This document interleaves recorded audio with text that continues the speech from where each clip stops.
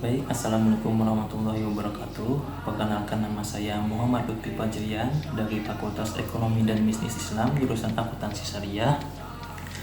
Hari ini saya ingin mengerjakan tugas dari Ibu Kamila, yaitu judulnya Zakat, Infak, dan Sedekah. Baik, kalau saya sendiri mungkin ini perkiraan sekitar 7 atau 10 menit. Kalau dijelaskan ini sebenarnya harusnya 1 jam lebih ya, tapi kalau saya ingin ya kira-kira 7 atau 10 menit lah, mudah-mudahan aja. Jadi disclaimer ini Bu, soalnya ini pembahasan saya ambil di jurnal, gak tahu bujo atau kadanya itu. Di sini saya sama-sama belajar ya, ini pertama kali juga kan. Bukan pertama kali, tapi sudah pernah dengar, cuma ini ngejelaskan lagi sedikit menurut saya sama yang saya lihat dari jurnal. Yang pertama, pengertian zakat, infak, dan sedekah. Pertama deh, astagfirullah. Oke, pertama kita bahas dulu pengertiannya. Dalam zakat itu kewajiban bagi setiap muslim yang sudah memenuhi syarat, harta, dan nisab. Tujuannya untuk mensucikan harta dan membantu yang membutuhkan. Sedangkan infak itu pengeluaran sukarela di jalan Allah. Nggak wajib kayak zakat, tapi sangat dianjurkan.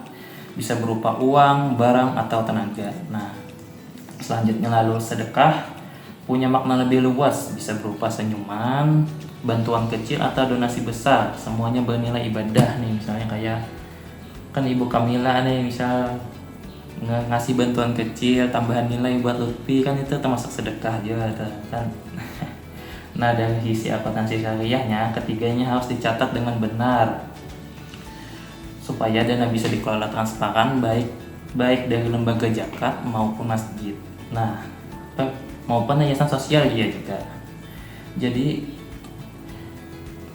di sini permasalahannya, tapi juga soal artinya harus amanah. Amanah apa sih? Amanah itu artinya dapat dipercaya. Akuntabilitasnya juga benar, tapi harus amanah, yang penting amanah. Bagian kedua, prinsip akuntansi syariah untuk JIS. Pencatatan zakat, infak, sedekah harus mengikuti prinsip syariah, yaitu keadilan, kejujuran, dan keterbukaan.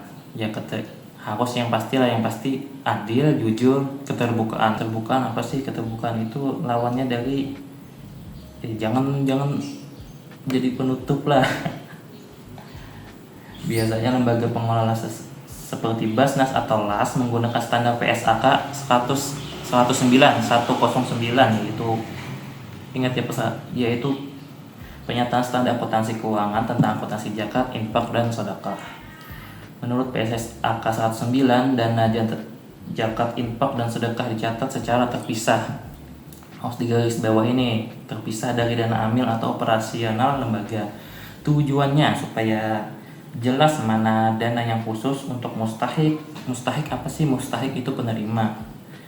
Dan mana yang boleh dipakai oleh amil untuk kegiatan lomba, ya harus terpisah ya, intinya ini harus terpisah.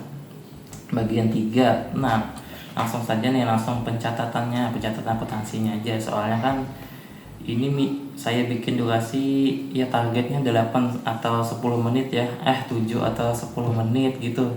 Seharusnya kan kalau membahas akuntansi dana zakat, infak, sedekah itu ya minimal atau SKS lah, tapi kan ini tugas video ya saya bikin 7 menit ya, kalau sampai 7 menit kayaknya sampai ya. Langsung saja nih pencatatan zakat, langsung jurnalnya aja. Misalnya seorang mujaki menyerahkan zakat sebesar 10 juta ke lembaga zakat, itu gimana sih cara pencatatannya? Kalau dari jurnal ini, kas di debit 10 juta, zakat yang belum disalurkan 10 juta. Nah, ketika zakat disalurkan ke mustahik, jurnalnya jadi zakat yang disalurkan debit, kas berkurang 10 juta, kayak gitu. Kalau lembaga zakat menerima bagian untuk amil, misalnya 12%,5%, maka akan dibuat jurnal tambahan untuk dana amil. Ini jelas banget nih. Dana yang disalurkan 1.250.000, dana amil di kredit 1.250.000. Jadi prinsipnya Semua transaksi harus transparan dan bisa dilacak sesuai amanah dari mujaki, amanah dari si penerima. Oke. Bagian 4-nya langsung pencatatan infak dan sedekah. Nah, kalau infak sedekah pencatatannya hampir sama, tapi bedanya tidak ada ketentuan nisab, astagfirullah, ketentuan nisab dan haul. Nah, kalau ini dijelaskan panjang nih. Nanti aja, kayaknya sudah dengar semalam. Ketentuan nisab dan haul kayak zakat. Misalnya lembaga menerima infak sebesar 5 juta. Jurnalnya gimana? Ini langsung aja ya, soalnya waktu. Kas bertambah 5 juta. Di kreditnya dana infak atau sedekah belum disalurkan. Dana infak 5 juta. Dan ketika disalurkan dana infak 5 juta, kas berkurang 5 juta di kredit. Kadang dana infak sedekah bisa bersifat terikat, misalnya harus untuk pembangunan masjid, kan itu terikat kan, ya pastilah terikat. Dan atau tidak terikat, boleh untuk keperluan sosial umum. Nah, kan ini jelas banget tadi. Itu juga harus dicatat secara terpisah di laporan keuangan. Yang kelima, laporan keuangan lembaga JIS. Dalam laporan keuangan lembaga zakat wajib menyusun laporan berikut, seperti ya normal aja ya, neraca kan, laporan perubahan zakat, infak, sedekah, laporan arus kas, catatan ke pengelolaan keuangan gitu, atas laporan keuangan ya. Dari sini bisa dilihat berapa dana yang diterima, berapa yang disalurkan, dan berapa yang masih tersisa. Pentingnya menjaga transparansi dan kepercayaan umat. Sedikit aja langsung penutup, kayaknya nggak tahu ini sudah berapa menit. Seharusnya ya ini materi minimal 2 SKS lah, tapi ini video cuma 7 menit dirangkum seringkas-ringkasnya. Menurut lo ini ringkas mana bang? Sudah. Penutupnya, kesimpulannya, akuntansi syariah bukan cuma soal pencatatan keuangan, tapi juga tentang amanah, keadilan.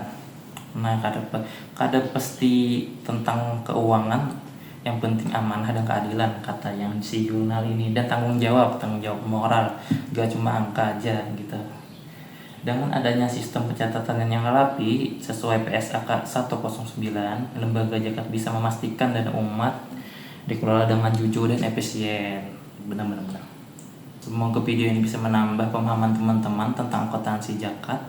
Semoga kalian paham, soalnya disingkat banget alias singkat benar. Terima kasih sudah menonton. Jangan lupa apa ya? Ya segitu aja. Terima kasih sudah menonton. Saya ucapkan terima kasih. Wassalamualaikum warahmatullahi wabarakatuh.